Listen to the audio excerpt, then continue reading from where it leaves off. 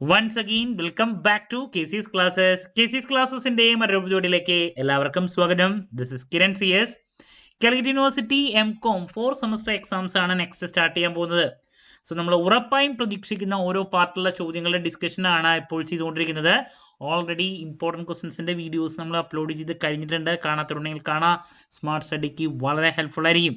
ഈ ഒരു വീഡിയോയിൽ ഉറപ്പായും പ്രതീക്ഷിക്കുന്ന പാർട്ട് എയിലുള്ള 2 വെയിറ്റേജിൻ്റെ ചോദ്യങ്ങളാണ് ഇൻകം ടാക്സ് പേപ്പറിൻ്റെ നമ്മൾ ഡിസ്കസ് ചെയ്യാൻ പോകുന്നത്.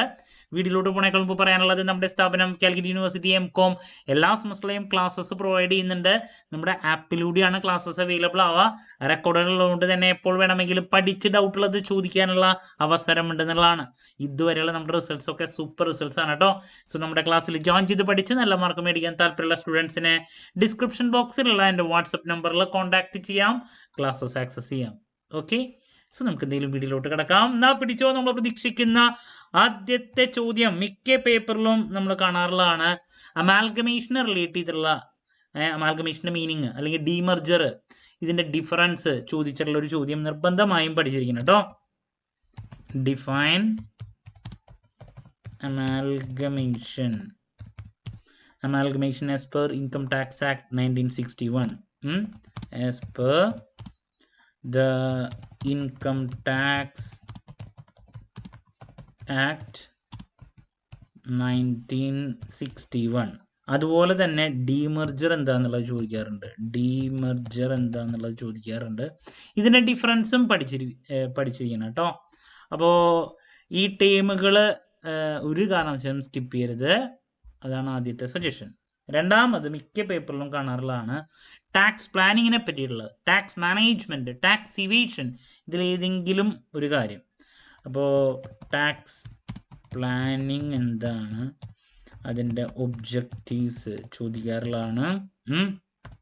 അതുപോലെ തന്നെ മറ്റൊരു ചോദ്യം, ടാക്സ് ഇവേഷൻ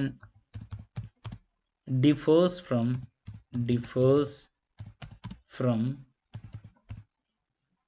tax planning.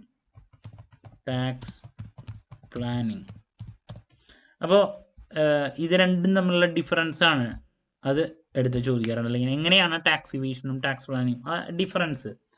അതുപോലെ തന്നെ ടാക്സ് മാനേജ്മെൻറ്റ് എക്സ്പ്ലെയിൻ ചെയ്യാൻ വേണ്ടിയിട്ട് എക്സ്പ്ലെയിൻ ചെയ്യണം. അപ്പോൾ ഈ 3 ടേമുകളും നിർബന്ധമായും പഠിച്ചിരിക്കണം.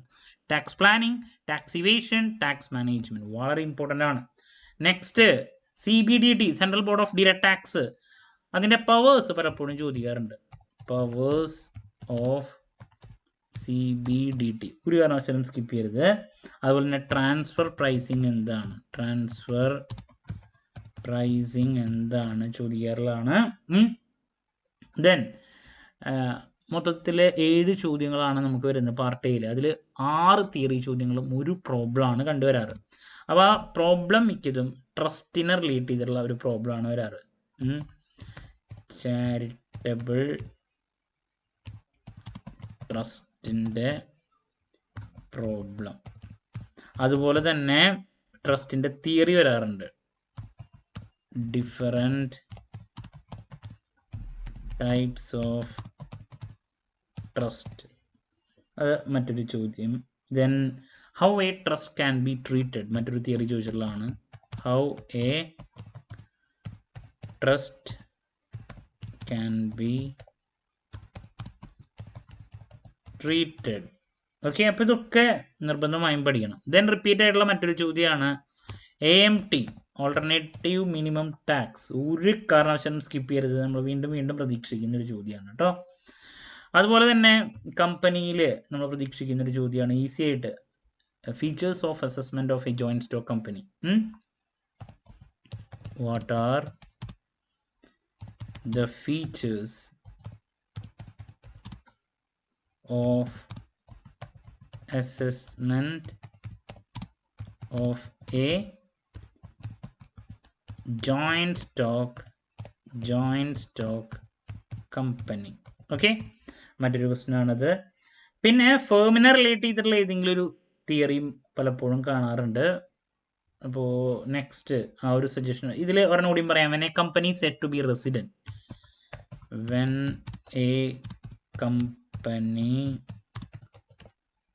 said to be resident. മറ്റൊരു ക്വസ്റ്റ്യൻ കേട്ടോ. ഇനി ഞാൻ പറഞ്ഞു ഫേമിനെ റിലേറ്റ് ചെയ്തുള്ളൊരു ചോദ്യം. 2 conditions to be fulfilled for the partnership firm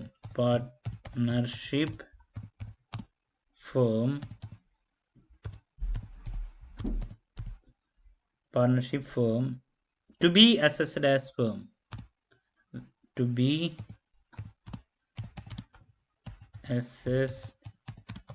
as firm.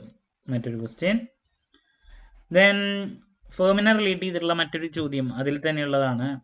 Explain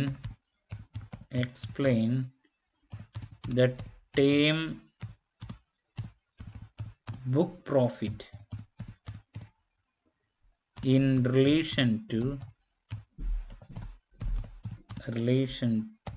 the assessment of firms. Same അതിനെ റിലേറ്റ് ചെയ്തിട്ടുള്ള ചോദ്യങ്ങളുടെ. ഇനി അതിൽ ഒരെണ്ണം കൂടി പറയാനുള്ള tax incidence of a partnership form. മറ്റൊരു ചോദ്യം, tax incidence of A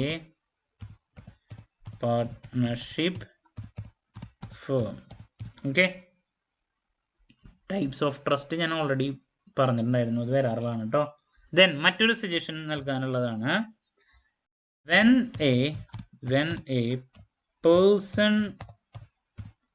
a person is liable to pay advance tax. Okay, ഇതിനായിട്ട് മുമ്പത്തെ പേപ്പറിൽ വന്നിട്ടുള്ളതാണ് കേട്ടോ. ഇനി പ്രോബ്ലം ആയിട്ട് ഒരെണ്ണം കൂടിയും സജസ്റ്റ് ചെയ്യാനുള്ളത്, ചില സമയത്ത് വരാറുള്ളത് ക്യാപിറ്റൽ ഗെയിൻ കണ്ടുപിടിക്കാൻ വേണ്ടിയിട്ടുള്ള ഒരു പ്രോബ്ലം പലപ്പോഴും വരാറുണ്ട്. ട്രസ്റ്റ് അല്ലെങ്കിൽ പിന്നെ അതല്ലെങ്കിൽ AOP. ഓക്കെ, അപ്പോൾ നമുക്ക് 2 വെയിറ്റേജിൻ്റെയിൽ ഞാൻ പറഞ്ഞു 7 ക്വസ്റ്റ്യൻസിൽ 6 തിയറിയും ഒരു പ്രോബ്ലമാണ്. മോസ്റ്റ്ലി ഞാൻ പ്രതീക്ഷിക്കുന്ന ട്രസ്റ്റിൽ നിന്നായിരിക്കാം, അതല്ലെങ്കിൽ AOP ക്യാപിറ്റൽ ഗെയിനോ അതിനെ റിലേറ്റ് ചെയ്തുള്ളൊരു പ്രോബ്ലം. ബാക്കി 6 തിയറിയാണ്. തിയറിയിൽ നമ്മൾ പ്രതീക്ഷിക്കുന്ന ചോദ്യങ്ങൾ അമാൽഗമേഷൻ എന്താണെന്ന് ചോദിക്കാറുണ്ട്, ഡിമർജർ ചോദിക്കാറുണ്ട്, അതിൻ്റെ ഡിഫറൻസ് ചോദിക്കാറുണ്ട്, tax planning concept, tax evasion, tax management, പിന്നെ powers of CBDT, transfer pricing എന്താണ്, ട്രസ്റ്റ് എന്താണ്, charitable trust, different types of trust നിർബന്ധമായും പഠിച്ചിരിക്കണം. AMT എന്താണ്, features of assessment of a joint stock company, when a company set to be resident, പിന്നെ ഫേമിനെ relate ചെയ്തുള്ള ചോദ്യങ്ങൾ, 2 conditions to be fulfilled for the partnership firm to be assessed as firm, പിന്നെ book പ്രോഫിറ്റിനെ relate ചെയ്തുള്ള കാര്യം, പിന്നെ advance tax, പിന്നെ capital ഗെയിനോ AOPനെ relate ചെയ്തുള്ള ഒരു പ്രോബ്ലം ചിലപ്പോൾ പ്രതീക്ഷിക്കാം. അപ്പോൾ ഇതൊക്കെയാണ് ഇതിൽ നിങ്ങൾ ഫോക്കസ് കൊടുക്കേണ്ടത് കേട്ടോ. ക്ലാരിറ്റി കിട്ടിയെന്ന് പ്രതീക്ഷിക്കുന്നു.